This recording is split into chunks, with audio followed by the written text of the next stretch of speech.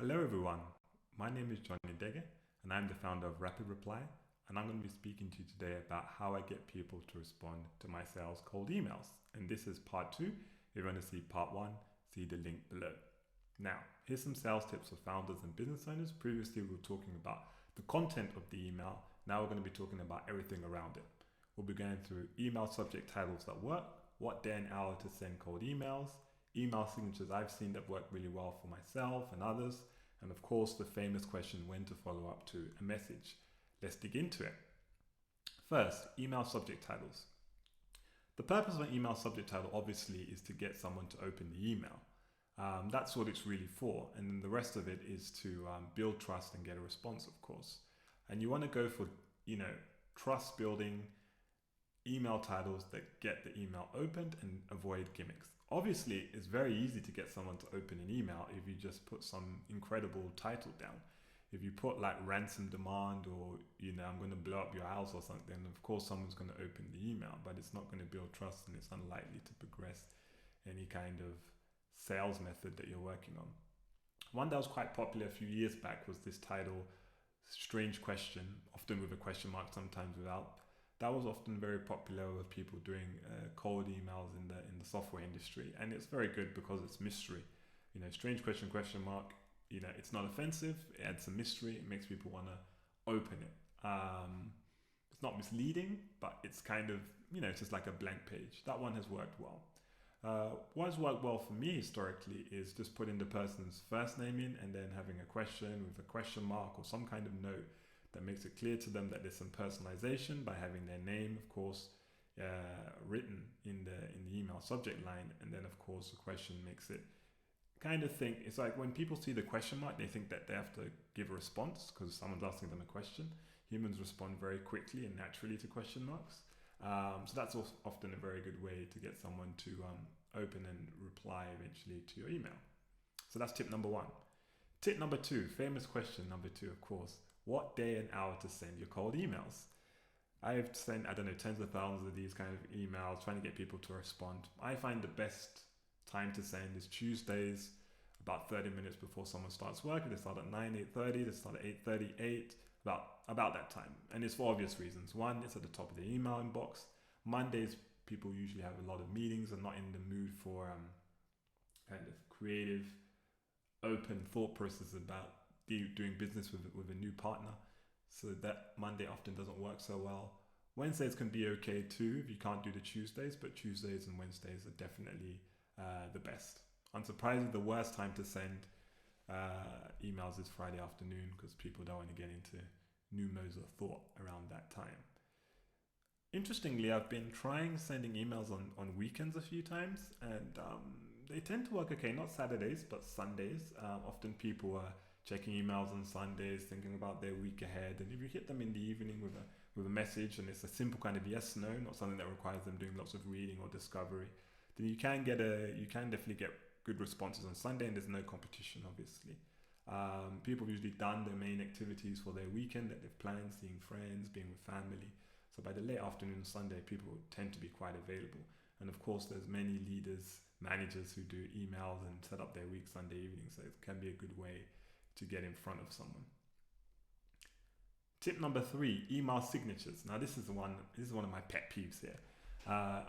Email signatures, I think they're just for trust building. They're not for marketing. So when I see about your blog posts or your PR news releases, I'm just like, I'm not going to click on that. Like, I'm focused on the content of your message, not what's written in your signature.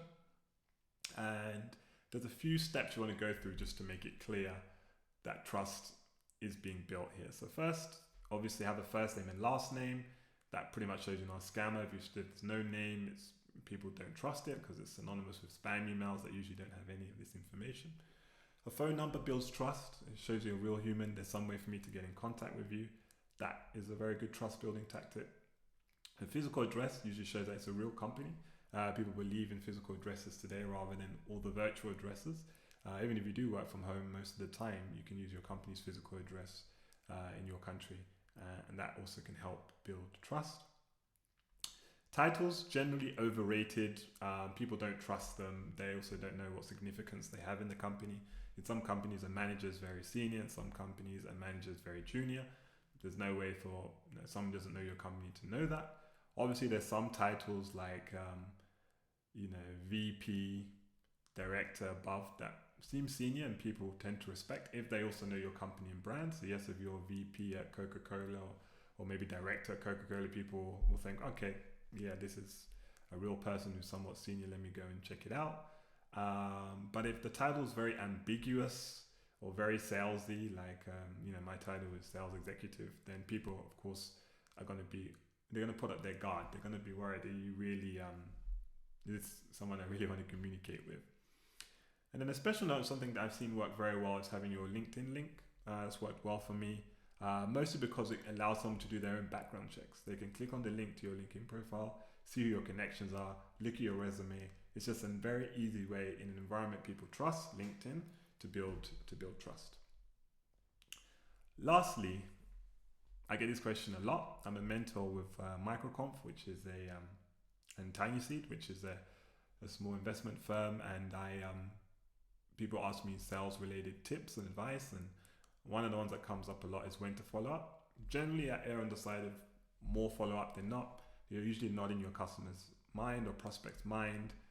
People worried about being annoying. They shouldn't worry about that too much, or people worry about it more often than they should. If you are annoying, maybe you're annoying for 1 second and not longer than that. Am I trying to remember the name of any annoying cold email that I got? Can I remember the name of one person who sent me a cold email that annoyed me in the past? I mean, I probably get these every week and I can't remember one name that came up in the last week. People forget. You're not important to them. So therefore, err on the side of more messages than less. The format that has worked well for me historically to get responses is usually first message day 0, then maybe a couple of days later, let's say I send a message on a Tuesday, 8:30, then I'll send it on a Thursday, 8:30. And then usually I will get a response within the same week that I send it. If that doesn't work, then I reply a week later. So on the next Tuesday, but then you don't want to keep following up with the same message because that becomes irritating. So then you need to give a new reason for them to respond and or try a different medium. So if you contacted them via DM, maybe then you want to do email. If you called them, maybe then you want to send a text, and so on and so forth. So that switches up the mode of communication, and then give them a new reason. Oh, something just happened in the last week that made me want to follow up, or I saw an announcement from your company, this is relevant for you in this way. That gives them more reason to reply because you've given them, more reasons. And then lastly, maybe 14 days later. It's very rare I think something like 67% of messages are replied within 2 days. So if you don't get a reply within 2 days, chances are you're not going to get one. Maybe if it's an internal one with a manager or director, VP, you know that they're not going to get back to you so soon because they're traveling or on holiday, of course. But most cases, it does take very quick for people to reply to email. So if you're not getting a response, don't hesitate to follow up. And those are my 4 sales tips and what I use to get people to respond to my sales cold emails. Good luck out there.